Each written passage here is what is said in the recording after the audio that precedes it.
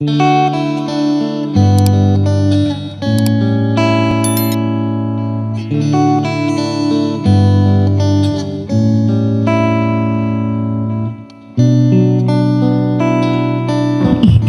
berusaha menjadi orang tua yang terbaik di versi kita masing-masing, yang pastinya sangat berbeda satu dengan yang lainnya.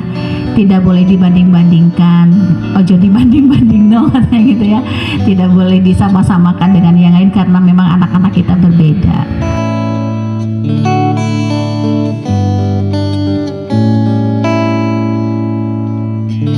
Waktu SMA, mereka juga mengambil jurusan yang biasanya dikehendaki oleh orang tuanya, bukan oleh anaknya. Akhirnya anak prestasinya menjadi biasa-biasa saja, ya, tidak bisa berkembang dengan baik. Memang sih idealnya paling tidak minimal nantilah SMA gitu loh, baru anak-anak ditesin udah gitu. Atau nanti aja mau kuliah aja, wong sekarang masih terlalu kecil buat apa juga. Kadang-kadang ada yang berpendapat begitu. Tapi ternyata anak dan orang tua yang sudah tahu dulu dengan potensi terbaik dirinya dan potensi terbaik anaknya, kemudian dimatchingkan, akhirnya mereka orang tua dan anak bisa membangun sinergi bersama dalam keadaan happy, bahagia. Akhirnya anak dalam keadaan bahagia menjalani hari-harinya, mereka biasanya tidak akan bermasalah dalam perkembangannya.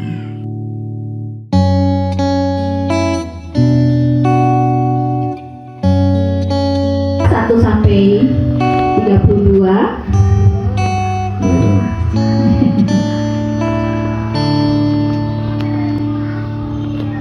Bapak Ibu cukup menuliskan angkanya saja antara range 1 sampai 5. Bapak Ibu tulis 5 ya, bila berasa sangat tepat menggambarkan diri Anda. Oh misalnya, oh ini aku banget kalau ini gitu. Nah ini skornya 5. Beri skor 0 bila berasa sangat tidak tepat menggambarkan diri Anda. Ini gak aku banget kalau ini gak, misalnya gitu ya. Itu 0 ya. Nah, kalau untuk angka 1 dan 4 itu semua sesuai dengan penilaian Bapak Ibu sendiri. Kalau ini ya aku tapi gak banget misalnya gitu, bisa antara 4 atau 3. Ya aku ini sedikit, aku ya seperti itu tapi sedikit, bisa boleh 2 atau 3 karena yang merasakan jenengan sendiri. Yang lain tidak bisa merasakan. Ya paham ya? Jadi 5 kalau menggambarkan, oh ini aku banget emang gitu loh. Kalau 0 ketika ini nggak aku banget. Kalau 1 sampai 4 itu ya dengan anak sendiri ya. Paham ya? Ya. Nomor 1, saya sangat suka bekerja dengan objek atau benda. Ini saya lebih cepat ya, karena tingkat akurasi diinginkan dari kecepatannya ya. Saya sangat suka bekerja dengan objek dan benda. Kalau saya, ya saya contoh ya ini. Kalau saya nggak suka banget gitu. Saya sukanya bekerja dengan manusia lagi gitu, dengan benda yang hidup. Kalau saya dengan benda yang mati nggak aku banget. Saya suka sih paling saya cuma 2 gitu. Kalau saya yang dari ini gitu ya. Saya sukanya dengan manusia lagi. Kalau saya nggak aku banget. Soalnya saya contohnya di mana, utara, selatan itu saya nggak tahu sampai sekarang. Tahunya cuma kanan kiri gitu. Terus udah lurus habis itu udah ke utara ya gitu. Kalau saya dikasih petunjuk itu nggak aku banget gitu. Saya nggak tahu. Kalau yang jenengan tahu diisi sendiri. Misalnya oh iya aku hafal. Sekali aku kesana aku hafal gitu. Biasanya kalau saya enggak, saya 2 kali, 3 kali, 4 kali baru hafal kalau saya gitu. Kalau saya 1 kali dengan lagu saya langsung hafal dan saya langsung bisa menyanyikannya. Dengan lagu dangdut, lagu apa, bahaya malah saya lagunya nggak bener itu terus langsung hafal itu.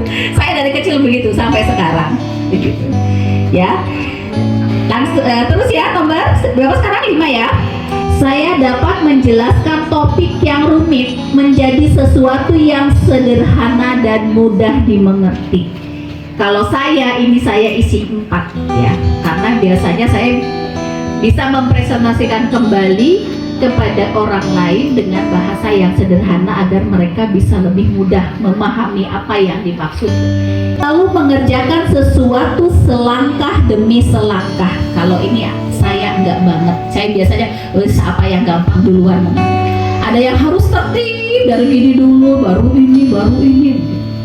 Kalau saya enggak, saya kadang-kadang ya ini dulu aja yang gampang. Ya ini dulu. Jadi kadang-kadang loncat-loncat enggak karu-karuan gitu loh. Yang lain dipercepat. Kalau jangan harus rapi, harus terstruktur, harus terukur, harus ini, ya monggo diisi sendiri ya. Nomor 7 ya, saya mengenali diri saya dengan baik dan mengerti perilaku saya.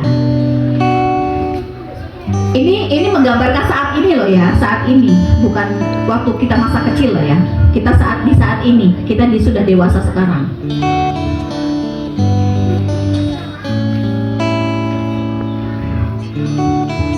Nomor 8, saya menyenangi kegiatan yang melibatkan banyak orang. Nah ini baru aku banget ini kalau saya.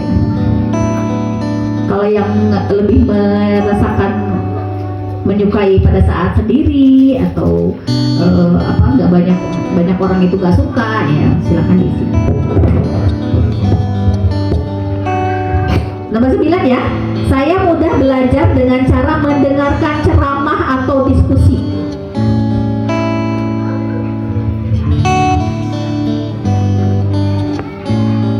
Ini audio, ceramah atau diskusi itu mendengarkan ya. 11, saya menikmati puzzle dan persoalan yang melibatkan logika, misalnya bongkar pasang, puzzle. Menemani anak-anak, membersamai mereka bermain puzzle itu sesuatu yang mengasihkan. Kalau saya enggak. Silakan diisi sesuai dengan ini. Nomor 12, dalam belajar grafik, gambar, diagram, flowchart penting bagi saya ya.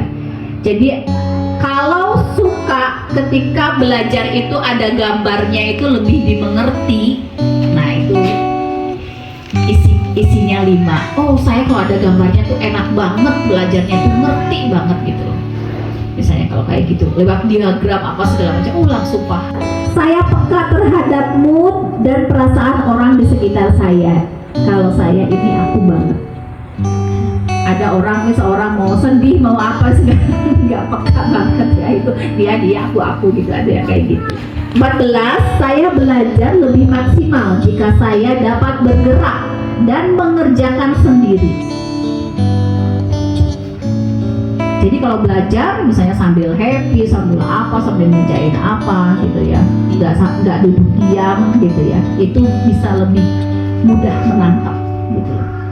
Nomor 15, saya memelihara, menyukai hewan dan tanaman. Saya suka tapi 2, karena memeliharanya nggak suka. Kalau lihat kucing lucu suka, tapi kalau melihara kucing nggak tahu suka, yang suka anak-anak saya. Lihat tanaman yang banyak hijau-hijau, lucu-lucu, bagus-bagus suka, tapi yang bertanamnya tidak suka gitu. Jadi saya isinya 2 aja. Kalau ibu-ibu mau diisi. Nomor 16, saya harus bisa merasakan manfaat yang saya dapatkan sebelum mempelajari sesuatu. Jadi saya misalnya ada, ibu tolong nanti datang ke sana ya, gini. Saya iki kalau aku datang ini tujuannya buat apa sih, manfaatnya apa sih, bermanfaat nggak? Kalau mau bermanfaat aku nggak datang, misalnya kayak gitu. Yang penting ada yang, aku datang ya, pokoknya rame, banyak orang, seneng-seneng, ketemu teman, nggak mau pasti nggak bermanfaat gitu. Tapi kalau yang ini harus dirasakan dulu ini manfaatnya untuk apa, apakah ada kebaikannya. Kalau ada saya baru datang, nah itu baru aku banget.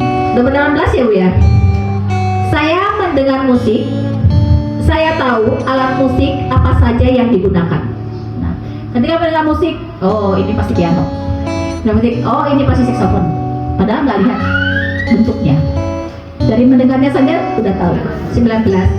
Saya dapat dengan mudah mengingat dan melihat kembali kejadian yang pernah saya alami. Kalau ditanya pada saat SD ketemu dengan siapa, kejadiannya apa, hafal, bisa nyeritain. Waktu TK, oh iya waktu itu saya bertengkar dengan orang yang namanya si ini, hafal. waktu umur 3 tahun, oh iya saya waktu itu dipukulin sama ibuku, hafal gitu loh.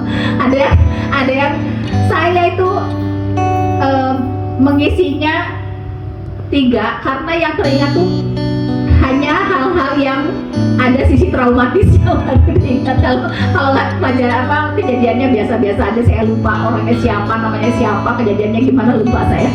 Nomor 20, saya suka dan tertarik dengan topik yang berhubungan dengan lingkungan. Lingkungan di sekitar kita, apapun itu.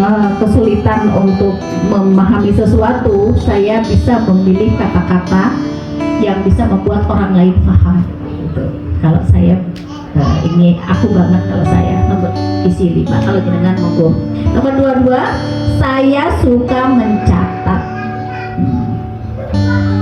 Jadi kalau mendengar apa, ada hal yang penting, ada hal yang buat kita berharga, itu dicatat.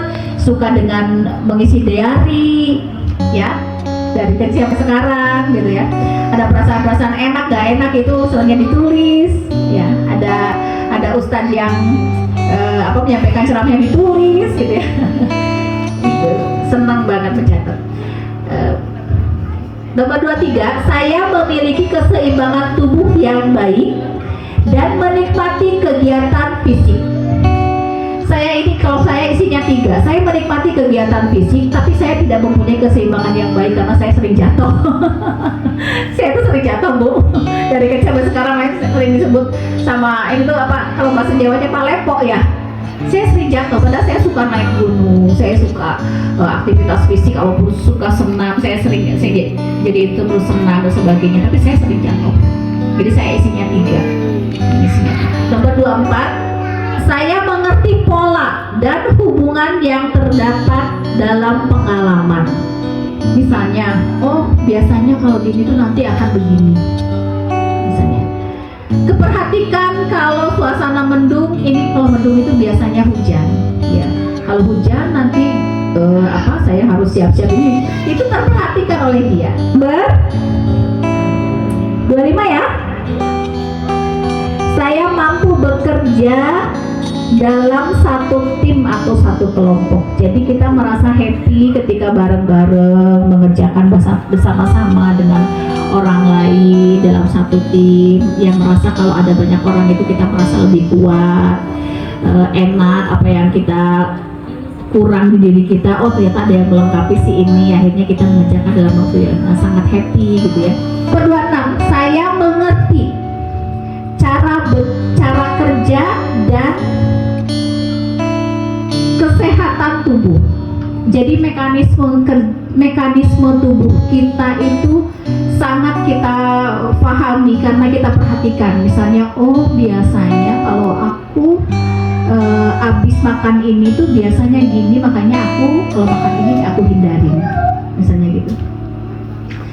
Biasanya aku kalau sudah gak enak sama orang itu biasanya aku jadi cepat merasa capek banget tubuh itu. Nah kita mengerti dan memperhatikan dan memahami. Ada orang yang sangat cuek, terus makan apa, pokok makan, yang penting pikiran kita positif lah. Mau makan apa, terus biarin, pokoknya yang penting apa yang aku makan bisa jadi sehat, walaupun yang makan sebenarnya gak sehat.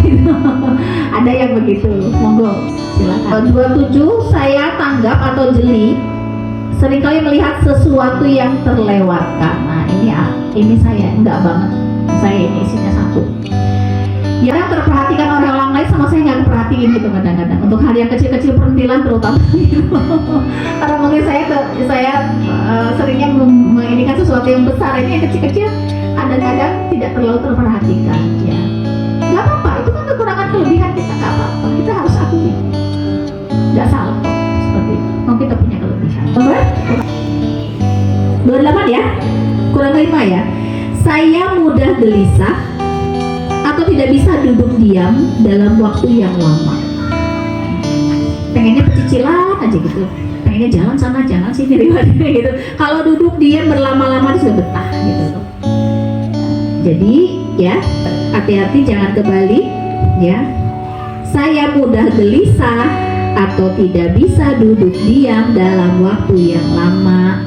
29, saya suka bekerja atau belajar sendiri, tidak perlu ditemani. 30, saya suka musik dan membuat membuat lagu. Ini saya tulis 3 kalau saya, karena saya suka musik, tapi saya tidak pandai membuat lagu. Maksudnya tidak pandai untuk membuat liriknya gitu. Saya pandainya membuat aransemennya, tapi lirik lagunya saya nggak pandai. Jadinya saya tulis 3 gitu. Kalau dengan dua-duanya, suka dengan lagu, suka tiba-tiba memunculkan musik-musik sendiri, bukan dari lagu yang sudah diciptakan oleh orang gitu ya. Tiba-tiba berdinasi gitu ini sendiri. Kalau ya saya sering memunculkan nada-nada muncul dari diri saya sendiri, tapi saya butuh orang lain untuk menuliskan liriknya gitu loh. Jadi saya isinya 3. Jadi saya seringkali saya membuat aransemen lagu, saya minta orang lain untuk membuat liriknya gitu loh. Akhir ya, nomor 2 terakhir, nomor 31 sekarang. Saya suka bekerja dengan angka dan memecahkan soal matematika. Ini ya, walaupun saya dulu jurusan fisika ya, saya merasa salah jurusan ya. Saya nggak suka dengan angka-angka. Nomor terakhir ya, saya bisa membaca arah perubahan cuaca berdasarkan kondisi alam. Berdasarkan kondisi alam, ya perubahan cuaca ini enggak kalau saya. Monggo jenengan diisi. Nah, saya kasih contoh dulu ya biar tidak salah ya.